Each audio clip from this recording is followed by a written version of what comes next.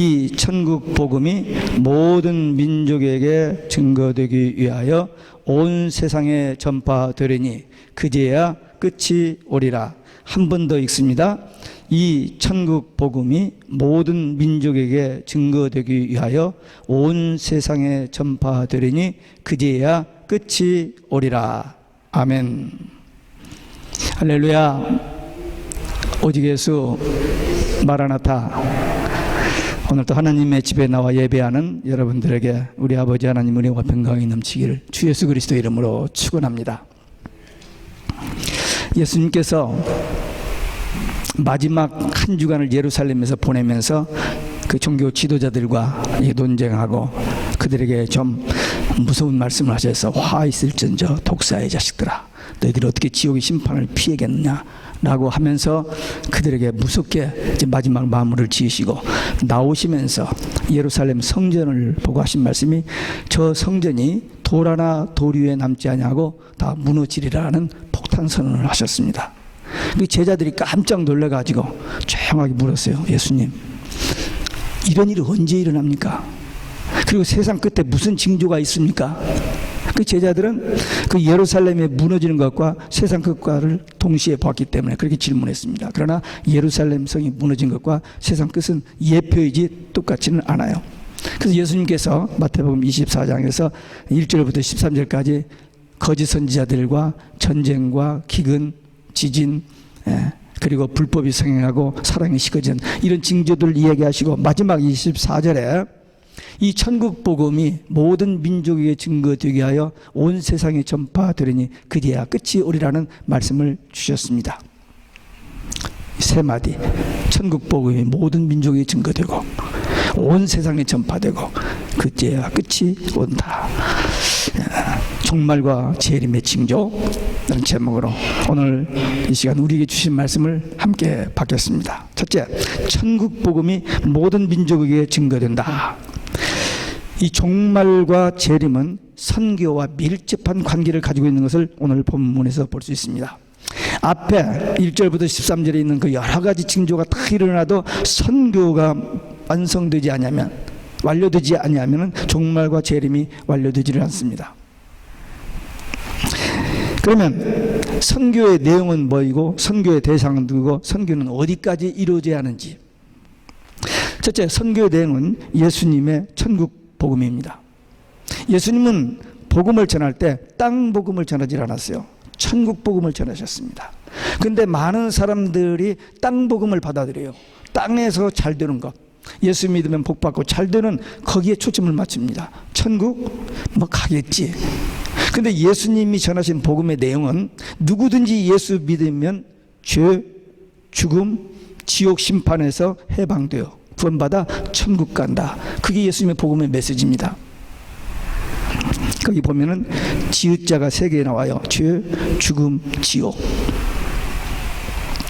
예수님께서 사랑하는 제자 요한을 통해서 세상 종말 한 일 동안에 되어질 일을 계시해 주셨습니다. 끝부분에 신랑 되신 예수님이 신부된 교회를 데리러 속히 오리라 하신 말씀, 정말 성도들에게 최상의 위로와 소망이 되는 영원한 복음을 주셨습니다. 이 천국 복음과 이 영원한 복음, 모든 민족에 증거되면 종말과 재림이 임합니다. 선교의 대상은 모든 민족이에요. 여기 오늘 본문에도 모든 민족. 그리고 마태복음 28장 19절에 보면 그러므로 너희는 가서 모든 족속에게 말씀 전하라고 주님의 지상 명령이 있었고, 사도행전 1장 8절에도 보면 그런즉 너희에게 성령이 임하시면 너희가 권능을 받고 예루살렘과 유다와 사마리아와 땅끝까지 이르러 내 증인이라. 그것도 모든 민족입니다. 계시록 10장에 보면 이 계시록을 작은 책이라고 표현했습니다. 14장 6절에는 영원한 복음이라고 했어요. 근데 이 작은 책을, 이 영원한 복음을 전할 대상을 10장 11절에 여러 나라와 족속과 방언과 백성에게 예언해야 하리라 그랬어요. 그러니까 복음의 전할 대상은 모든 민족입니다. 지금까지 복음이 전파된 여정을 살펴보면 예루살렘에서 유대인들에 의해서 시작됐죠.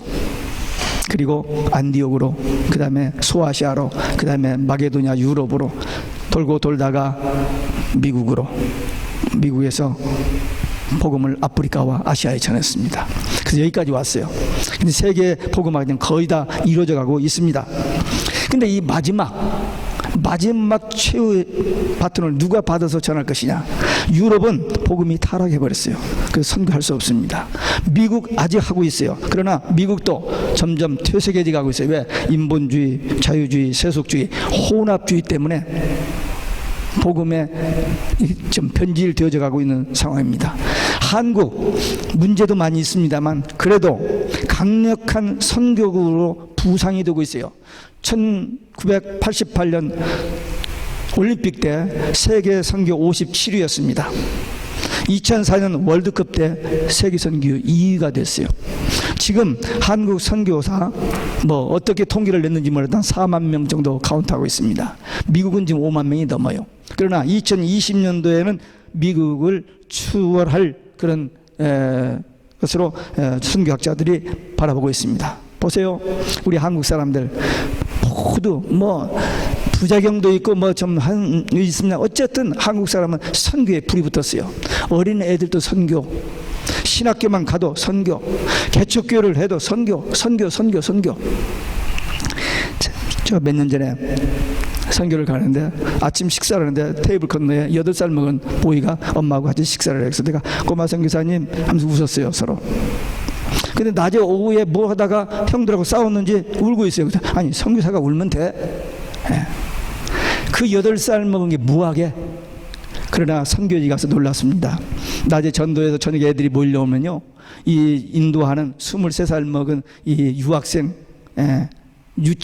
유아교육 공부하는 유학생이 그 애들 데리고 걔들과 같이 찬양하고 러시아 말, 영국 이렇게 카자흐스탄 갔을 때 그 노래하고 율동하고 그러는데 2시간 동안에 얘들을 완전히 그냥 뽕 가게 만들어요. 그리고 복음 제시를 합니다. 부모들이 혀를 차요. 자기 애들 그 찬송하고 그런 거 보고. 근데 이 아이들, 어린 애들이 결정지 그 속에 들어가서 같이 웃고. 그러니까 또 제가 81세 된 권사님이 선교를 같이 가는데 뒤에다 저 책가방 같은 거 딱 하나 메고는 젊은이들한테 돈 하나 받고 그냥 얼마나 씩씩하게 걸었는지 몰라요. 그러니까 8살 먹은 애나 80세 먹은 권사님이나 똑같이 선교사잖아요. 우리 한국 그런 나라입니다. 그뿐입니까? 우리 한국 세계에서 새벽 기도하는 나라 우리나라. 그리고 세계 인터넷 넘버원. 앞으로 이 인터넷을 통해서 세계 복음화가 이루어질 겁니다. 속히. 그리고 지금 현재 세계 170개국에 우리 한국에 이민자든지 주재원이든지 가 있고 거기에 교회가 있고 선교사가 있어요. 디아스포라입니다. 유대인들이 예루살렘에서 복음을 전하다가 핍박이 오니까 흩어졌어요. 그 흩어진 디아스포라가 세계 복음화를 이뤘거든요. 근데 우리 한국이 지금 세계 디아스포라입니다. 경제 성장, 교회 성장. 그리고 또 어떻게 그래 한국 사람이 모든 게 유명해집니까? 유엔 사무총장, 세계 무역회 조회장, 그리고 음악, 영화, 미술, 골프, 그냥 모든 거. 세상 모든 사람들이 한국에 대해서 관심을 가질 수밖에 없어요. 저 우크라이나 제가 처음 2009년도 갔을 때 신학교 하나밖에 없는 지금 4개인데 4신학교에서 전부 한국말을 가르칩니다. 보세요. 여기서 뉴욕에서 가시는 선교사님이 10월부터 7월까지 한국말을 가르쳤는데 그 사람들이 중에서 7명이 7월 달에 여기서 간 선교팀 통역을 했어요. 조금 배웠는데 자기들이 인터넷 들어가가지고 막 열심히 해가지고 통역을 해버렸다고. 그만큼 한국말이 지금 세계적으로 선교하기 위해서 하나님께서 그렇게 하신다. 그렇게 봅니다. 미국은 선교지에 가면 반미 감정이 있어요. 근데 한국 사람은 웰컴입니다. 또 한국 사람은 어디 가든지 무엇이든지 먹어요. 어디든지 자요. 저 침대에서만 자는 게 아니고 보로바꾸 깔고 거기서 수건을 깔고 노숙자처럼 잡았어요. 이 길쭉한 이 의자 위에서 그냥 잠도 자보고. 왜? 선교지 가면 그러는 거예요. 근데 우리 한국 사람은 그게 우리 조상 때부터 익숙해졌어요. 아주 선교에 맞는 한국입니다. 그것뿐만 아니라 창세기 10장 21절 이하에 보면은 노아의 아들 셈, 야벳, 함, 야벳이 있는데 셈족이 이름이 쭉 나오는데 에벨이라는 그 자손이 나옵니다. 4대째인가 되는데 이 에벨에게서 벨렉과 욕단이라는 두 아들이 나와요. 근데 11장에 창세기 11장에 가면 벨렉에게서 아브람이 나오고 12장부터는 아브람 이야기가 시작됩니다. 근데 욕단의 아들 13명 이름 거기다 안 하고는 끝. 근데 이 욕단이 우리 한국 단군입니다. 욕단의 후손이. 그게 지금 증명되고 있어요. 그러니까 이 벨렉의 아들 아브라함을 통해서 유대인으로서 복음이 전파되기 시작했고 마지막 세계 복음화의 마무리를 욕단의 후손인 우리 한국이 한다. 그렇게 하면 기분 나빠요? 기분 안 나쁘죠? 네. 그렇게 우리 믿고 또 그럴 그 가능성이 있잖아요. 모든 조건들이 지금 유대인들이 600만입니다. 그 주위에 3억 5천만이 둘러싸고 있어요. 근데 못 집어먹잖아요. 하나님이 보호하시기 때문에. 우리 한국 5천만을 몇십억이 지금 둘러싸고 있잖아요. 못 집어먹잖아요. 왜? 하나님이 딱 지키시는 거예요. 보호. 이 마지막 사역을 위해서 저는 그렇게 믿어요. 그래서 하나님께서 우리 한국을 마지막 선교국으로 사용하실 것에 대한 기대, 기도, 기다림이 있어야 한다고 믿습니다. 아까 예수 믿으면 죄, 죽음, 지옥에서 심판에서 해방 구원받는다 했는데 거기 보면 지읒자가 3번 나와요. 죄, 죽음, 지옥. 그런데 여기 지금 우리 한국을 마지막 선교국으로 사용하실 것에 대한 기대, 기도, 기다림 3가지 기자가 나오죠. 네. 설교 준비를 하다 보니까 그런 게 눈에 띄어서 제가 정리해 봅니다.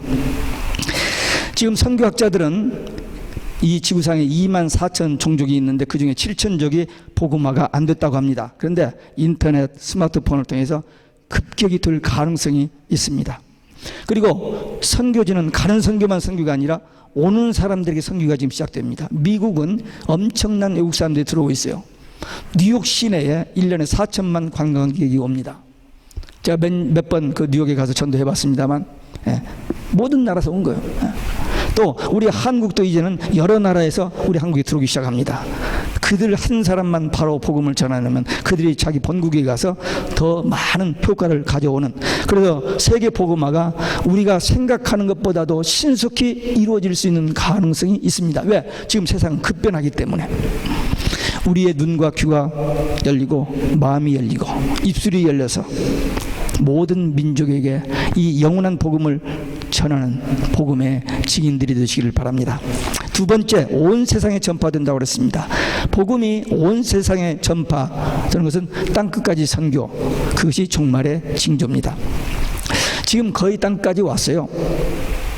이 인터넷을 통해서, 스마트폰을 통해서. 그래서 끝이 임박했다라고 볼 수 있습니다. 지난 주간에 제가 KCBN 방송국 아나운서와 잠깐 만나서 이야기하는 가운데 여기서 우리가 설교하는 것이 방송을 통해서 나갑니다. 지금 KRB하고 KCBN 나가는데 이 방송을 중국에서도 듣고 미얀마에서도 듣고 방콕에서도 듣는다는 거예요.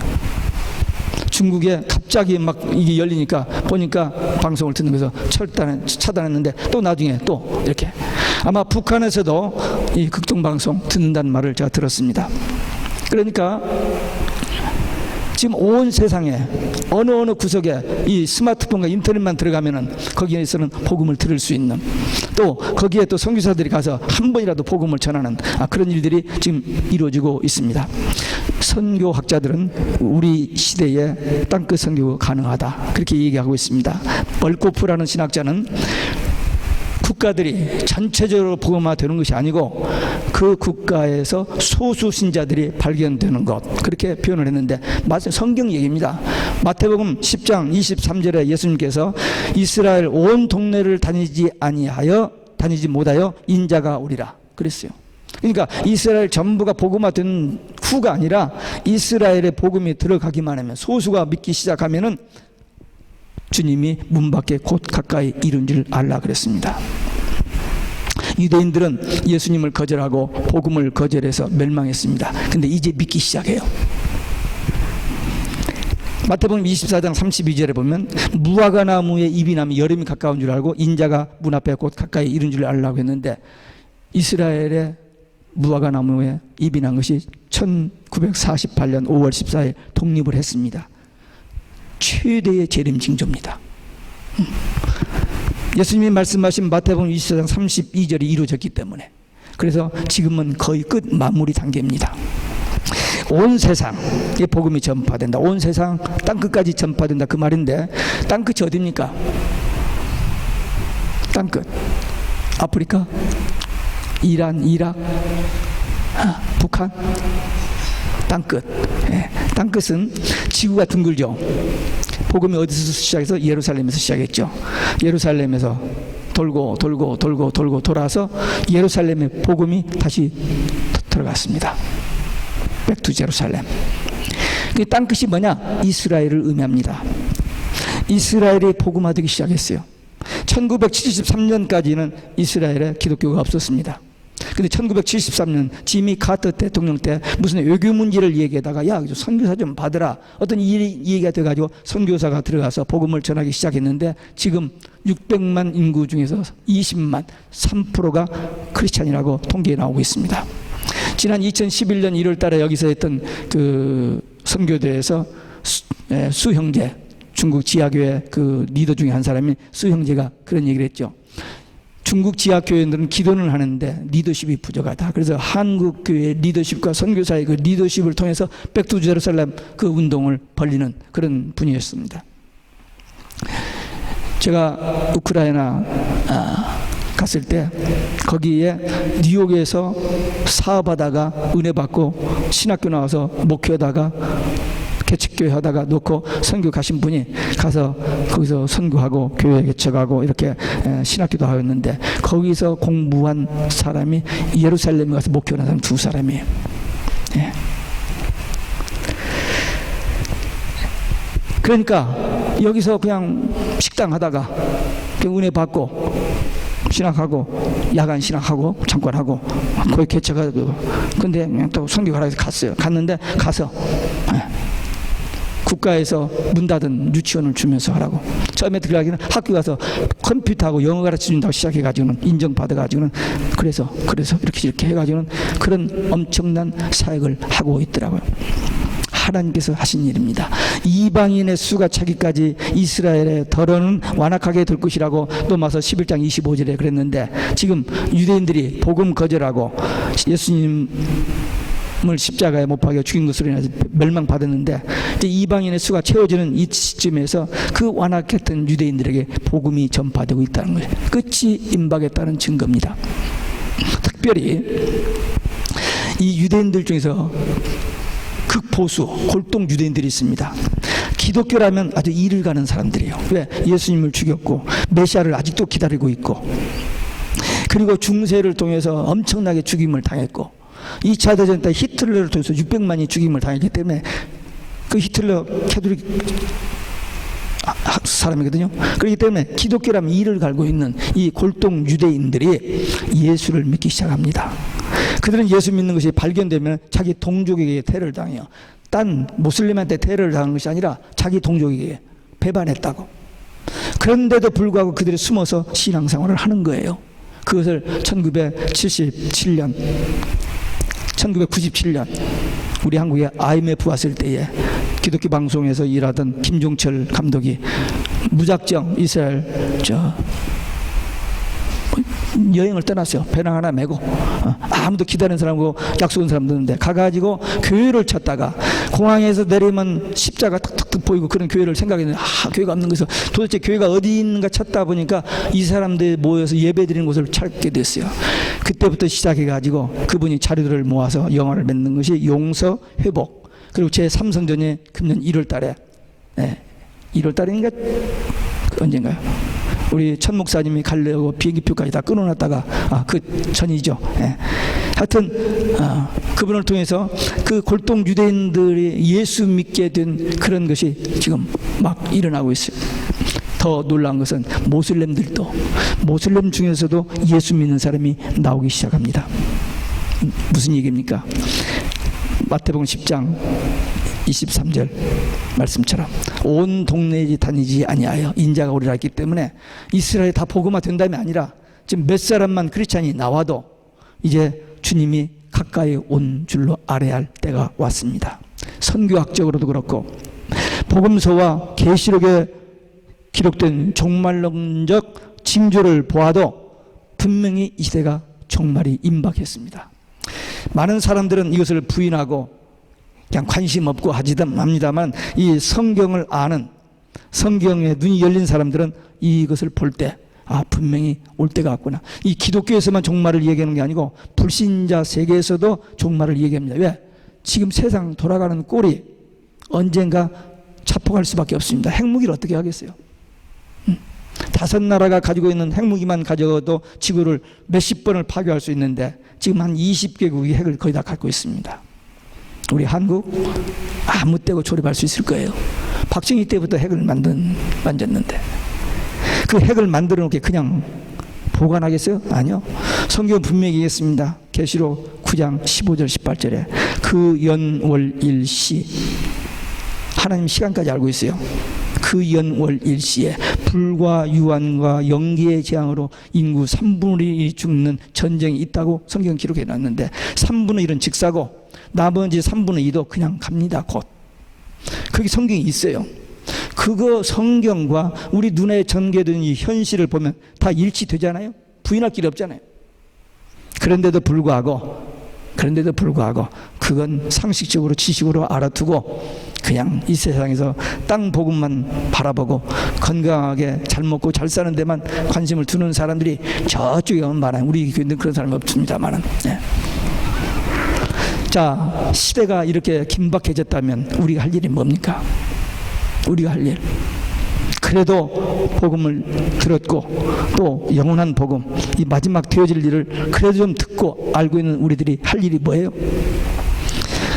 종말과 재림에 대한 이 하나님의 비밀, 이 영원한 복음을 전하여 알곡을 거둬들이는, 가라지와 알곡이 지금 구분돼요. 추수가 뭐예요? 갈곡과 가라지 구분하는 거예요. 근데 추수때가 되었기 때문에 알곡, 가라지가 구분되는 때에 알곡 신자를 찾는 겁니다. 추수의 일꾼들 되시기를 주 예수 그리스도 이름으로 축원합니다. 끝으로 그제야 끝이 온다고 그랬어요. 종말이라는 단어는 예수님이 초림하시고 재림하실 때까지 이 사이를 종말이라고 합니다. 그러니까 이미 종말은 시작됐어요. 그리고 종말의 완성은 아직입니다. 그러니까 이미와 아직 사이가 지금이에요. 그건 지금은 교회 시대, 선교 시대입니다. 온 세상에 복음이 전파되면 끝이 오는데 주님이 재림하시는데 그때가 가까이 왔다 하는 겁니다. 여기 보니까 종말과 재림과 선교가 밀접한 관계가 있습니다. 분리될 수 없는 관계. 성공적인 선교는 재림 신앙을 동반해야 됩니다. 그리고 재림 신앙이어야 땅끝 선교가 가능합니다. 물론 예수 십자가 부활 복음 전해야 돼요. 그래야 구원 받으니까. 근데 그 복음과 천국 복음과 더불어 이 영원한 복음, 주님이 우리를 데리러 다시 오신다고 하신 이 약속, 이 영원한 복음 전해야 돼요. 계시록 1장 3절에 뭐라 하겠습니까? 이 예언의 말씀을 읽고 듣고 지키는 자는 복이 있다. 왜? 때가 가깝기 때문에. 때가 가깝기 때문에. 또 계시록 22장 7절, 12절, 20절에 보면 계시록 이 신구약 성경 제일 마지막 페이지에 예수님이 똑같은 말을 3번 반복하셨어요. 내가 속히 오리니, 내가 속히 오리니, 내가 속히 오리니. 그게 뭐예요? 예수님의 재림입니다. 예수님의 재림이 성경의 결론입니다. 근데 예수님의 재림에 대해서 사람들이 관심이 없어요. 초대교회 성도들, 고린도전서 16장 22절에 보면 초대교회 성도들 인사가 마라나타였습니다. 주님이 곧 가까이 오십니다. 그런 인사예요. 계시록 22장 20절, 그러니까 21절까지, 그러니까 신구약성 제일 마지막은 계시록 22장 21절인데 20장에 예수님이 마지막으로 내가 속히 오리니, 내가 진실로 속히 오리니, 그 말에 요한이 아멘 주 예수여 오시옵소서. 그게 마라나타예요. 성도의 최대 소망입니다. What else? 우리 믿는 성도들의 최대의 소망이 뭐예요? 주님이 재림하시는 거예요. 왜? 신랑 되신 예수님이 신부된 교회 우리를 데리러 오시는, 그보다도 기쁜 소식, 그보다도 복된 소망이 어디 있습니까? 그게 복음입니다. 예수님께서 12제자 세워놓고 그냥 가셨어요. 그 비실비실대고 그냥 비겁하게 도망가고 벗어나고는 그 제자들에게 세계 선교를 맡기고 가셨어요. 근데 성령이 임하셔서 그들이 가슴이 뜨거워져 가지고 복음을 전하는데, 핍박받고 막 순교하면서 복음을 전하는데, 이 제자들이 핍박을 인해서 디아스포라가 흩어졌는데 안드레가 우크라이나에 와서 복음을 전했어요. 그 기념교회가 있습니다. 2012년에 제가 가서 보고 왔어요. 근데 놀라운 것은 우리 한국에 AD 42년에 오늘 아침에 그 일부 예배 끝나고 나서 어떤 분이 물어봐서 제가 스마트폰을 넣어봤어요. 도마 박물관 딱 넣었더니 AD 42년 가야국에 이 도마가 와서 김수회로 왕, 가야 왕을 세례주고 인도 허왕하고 중매에서 결혼했어. 그게 2000년 동안 그 신라의 불교 문화에 묻혀가지고 다 감춰졌었는데 한 20년 전부터 어떤 목사님 그걸 연구하고 자꾸 해가지고는 그걸 찾아냈어요. 인도에 6번 다니면서. 그래가지고 김해에 가면은 이 도마 박물관이 있는데, 김해가 있나 대구에 있나 하여튼 거기 가면은 이것이 오랜 문서로 다 근거가 있고, 또 경상도 어디 가면은 도마 상이 있어요. 근데 목이 끊어져 버렸어요. 근데 이게 흙으로 덮여졌던 사람은 이게 발굴해 가지고 나왔는데, 그래서 지금 내년에 우리 군선교 논산 훈련소 군선교 세례주로 갈 때 4월 11일 갈 때 이 가야 이 토마 박물관 스케줄을 넣어서 지금 우리 뉴저지 군선교 목사님들과 가려고 지금 준비하고 있습니다. 그러니까 하나님께서 우리 한국을 보호하신 이유, 우리는 몰랐지만 이런 이유가 있는 겁니다. 구약은 오시리라, 신약은 오셨다, 계시록은 다시 오시리라. 그게 핵심 메시지거든요. 근데 그리고 예수님께서 예루살렘의 마지막에 예루살렘에 올라가서 십자가에 죽으시고 부활하신다는 얘기를 4번 했는데, 그 십자가 부활만 4번 얘기한 재림에 대한 얘기도 4번이나 마태복음에 나옵니다. 근데 제자들은 그때 그 말을 못 알아들었어요. 어떤 사람들은 오셨다는 것만 외치고 있어요. 예, 맞습니다. 오셨어요. 예언의 성취로 오셨습니다. 다시 오실 것에 대해서는 덮어두고 있어요. 유대인들은 아직 안 왔기 때문에 그 처음에 오신다는 그 초림 예수를 아직도, 메시아를 아직도 기다리고 있어요. 재림에 대한 무지입니다. 그리고 무관심입니다. 그리고 이 성경에 분명히 성경 끝에 이렇게 정리되어 있는데 이걸 무시해버린 처사입니다. 예, 아까 이 얘기했죠. 지그자 이 얘기했고, 또 무슨 얘기했죠? 기대, 기자 이 얘기했는데, 여기 보니까 무지, 무관심, 무시, 재림신앙이 돼서 오늘 현대인들이 그렇습니다. 그러나 우리는 재림신앙이 없으면 목회와 선교가 불완전합니다.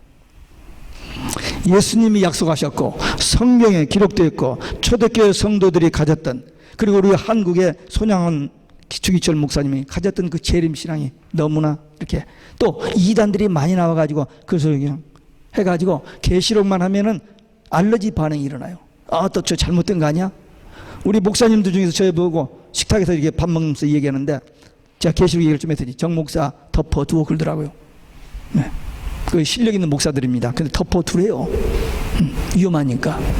근데 위험합니까 이게?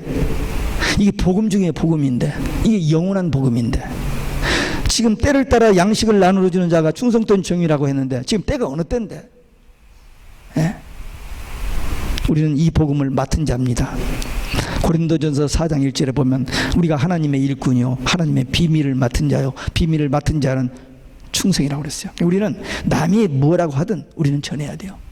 온 세상 사람들 모든 종교가 하나로 묶어져 가지고 예수님만 구원의 길이 아니다 하고 모든 종교에 구원이 있다라고 막 떠들고 있는데, doesn't matter. 우리는 오직 예수, 목에 칼이 들어와도 오직 예수 전해야 됩니다. 제가 이제 그동안 신학교 선교지 가서 계시록 강의를 많이 했습니다만, 이제 여기에서 마라나타 성경원, 마라나타 바이블 인스티튜트라는 이름으로 이제 목회자들한테 봄, 가을로 강의를 하고 우리 성도들에게 매 월요일 저녁에 강의를 시작했습니다. 목회 끝날 때까지, 하나님께서 건강 주실 때까지 이 영원한 복음의 증거, 영원한 복음. 제가 오직 예수 설교집을 하나 냈고 그 다음에 영원한 복음 설교집 딱 2권밖에 안 나왔어요. 앞으로 더 쓸 가능성이 있는지 없는지 모르겠어요. 근데 어쨌든 제목 보면 오직 예수, 그 다음에 영원한 복음. 그게 제 신앙, 그 제목이 제 신앙의 전부입니다. 오직 예수, 영원한 복음. 이 일을 위해서 하나님께서 우리 한국을 이렇게 보호하셨고 여기까지 인도하셨고 이제 마지막으로 쓰실 것이다 라고 기대하고 기도하고 기다리자는 겁니다. 아멘이 안 나와요? 저 혼자 하는 겁니까? 예. 하여튼 누누이 강조합니다만 종교다원주의, 혼합주의 무섭게 도전해 옵니다. 예. 거기에 저항할 힘이 없어요, 우리에게는. 근데 그냥 견디면, 마지막까지 견디면 결정적인 순간에 하나님께서 우리를 보호하십니다. 다니엘 세 친구가 풀무불에 던지기 직전에 마지막으로 한번 기회 주니 우상에게 절하라. 안 합니다. 그냥 죽겠습니다. 던졌어요. 살아났죠. 우리도 마지막 끝부분에 아직도 너 오직 예수야? 빨리 말 바꿔 할 때 못 바꿉니다.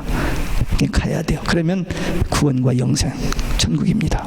그때 조금 더 오래 살려고 비겁하게 배도하고 이렇게 해버리면 멸망입니다. 이것이 누구에게만 오는 게 아니라 모든 사람에게 한 번 옵니다. 앞으로 누구인가? 너 정말 오직 예수 끝까지 이렇게 고집 부릴 거야? 그때도 하나님이 구원하실 것이고 그리하지 아니하실지라도 그런 신앙으로 우리는 끝까지 오직 예수 가지고 이 영원한 복음을 세상 끝까지 전하는 증인들이 되시기를 주 예수 그리스도의 이름으로 축원합니다. 기도하시겠습니다. 오늘 우리에게 주신 말씀 종말과 재림의 징조 그리고 우리가 해야 할 일 분명히 깨달았으니 이제 이 사명 감당하기 위한 결단의 기도 함께 드리시겠습니다.